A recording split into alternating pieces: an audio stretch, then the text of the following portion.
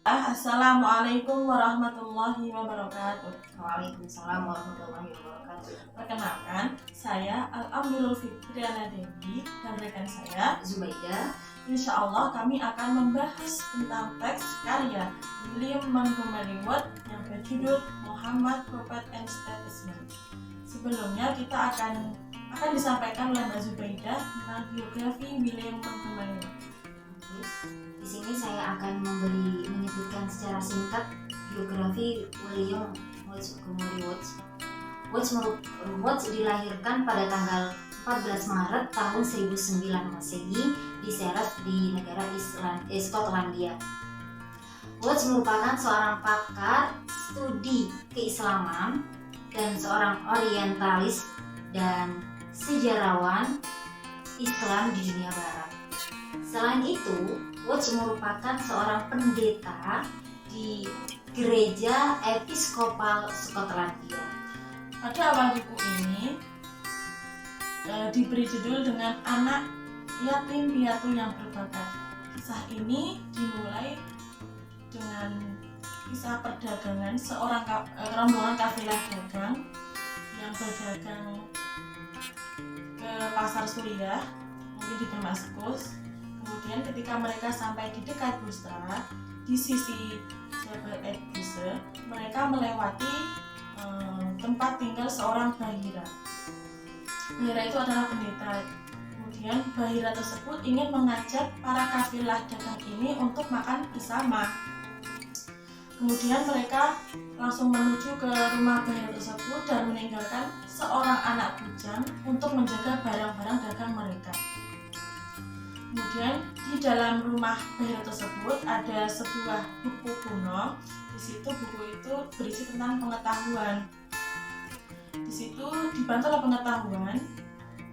Buku ini berisi tentang kisah tentang petunjuk yang mana akan ada seorang anak yang ikut dalam kafilah dagang tersebut, yang anak itu dinaungi oleh awan dan pohon yang rindang supaya tidak kena matahari. Kemudian Bahira ini ingin semua orang kafilah Arab ini ikut makan. Kemudian dipanggillah anak bujang tadi. Bahira ini semakin penasaran. Kemudian Bahira ini ngobrol dengan pengasuhnya, kemudian setelah ngobrol dengan pengasuhnya, Bahira ini mengobrol dengan anak tersebut.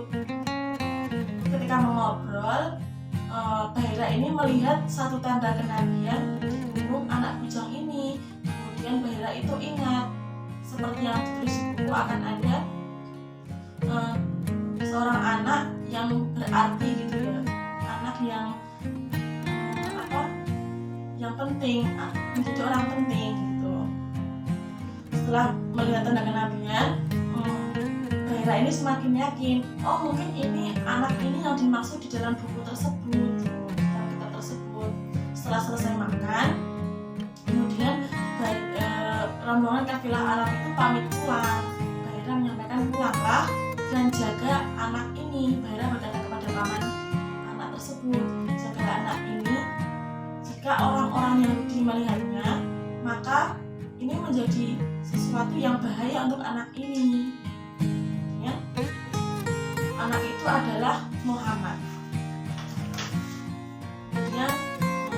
Menurut Watt, kisah pertemuan Bahira dengan Nabi merupakan cerita yang primitif, cerita yang kuno, karena cerita ini hanya diminati oleh orang-orang tertentu. Selanjutnya yaitu tentang latar belakang Arabia. Diawali dengan perebutan kekuasaan oleh dua kekuatan besar, yaitu Bizantium dan Persia. Selain masalah politik, mereka juga memasukkan pengaruh agama ke negara Arab tersebut, sehingga ketika Nabi Muhammad sedang menyebarluaskan agama Islam, terkesan dikucilkan karena saking kuatnya dua kekuasaan tersebut, Bizantium dan Persia. Menurut Watt, para orang Arab ini, para saudara Mekah ini malah pada fokus berdagang. Mereka tidak peduli dengan keadaan Badui yang sedang menyerang mereka, sehingga mereka nggak paham. Padahal sejujurnya sebetulnya hubungan antara agama dan politik itu tidak bisa lepas dari perhatian Bizantium dan Persia. Oke. Ya, setelah penyebutan tentang latar belakang kota Mekah, selanjutnya di sini tentang kehidupan di pusat komersial. Kita akan mengawali dari kisah Nabi Muhammad SAW yang lahir di kota Mekah, yang pada saat beliau lahir, Nabi Muhammad sudah ditinggal oleh seorang ayahnya, sehingga kehidupannya sejak kecil sampai beberapa tahun hanya dirawat oleh seorang ibu saja. Setelah itu Nabi Muhammad dikirim ke desa untuk dirawat oleh pengasuh atau ibu susunya selama 2 tahun. Kehidupan di sana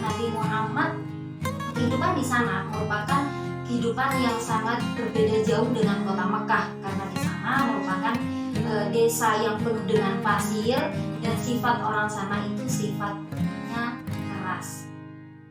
Setelah 2 tahun Nabi Muhammad pulang ke kota Makkah dan dirawat oleh kakeknya yang bernama Abdul Muthalib. Setelah beberapa tahun dirawat oleh Abdul Muthalib, dirawatlah atau diasuh oleh pamannya yaitu Abu Thalib. Pada kehidupan keyatiman Nabi Muhammad SAW di kota Makkah pada abad ke-6 Masehi itu tidaklah menyenangkan, karena pada masa itu penduduk kota Mekah itu lebih mementingkan diri sendiri daripada orang lain, dan orang-orang penduduk Mekah itu sibuk untuk mengumpulkan harta dan kekayaan, bisa dikatakan gila harta, sehingga akan tetapi Abu Thalib sebagai pengasuh Nabi Muhammad atau sebagai wali Nabi Muhammad tidak ragu atau memiliki keyakinan bahwa Nabi Muhammad tidaklah akan mati disebabkan kelaparan, seperti itu. Kenapa kok Abu Thalib bilang seperti itu? Karena Abu Thalib tidak bisa berbuat banyak terhadap Nabi Muhammad. Setelah itu Nabi Muhammad pada masa itu Nabi Muhammad mengikuti Abu Thalib untuk berdagang. Nah, tentang kemampuan Nabi Muhammad dalam berdagang itulah tidak diragukan lagi. Akan tetapi dengan pewalian atau pengasuhnya yang kurang kuat, kurang tangguh seperti Abu Thalib, itu tidak memungkinkan Nabi Muhammad untuk melanjutkan